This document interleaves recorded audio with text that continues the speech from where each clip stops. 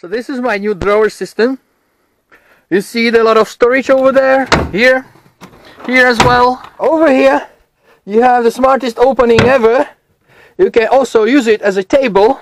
It doesn't work that much, but you can use it for cooking. You have everything. That is a small sink, another storage places, and from here you can see that all the space is perfectly used. There is no space for people, but you can store there pretty much everything. So all those drawers I have was for free, because it's a junk.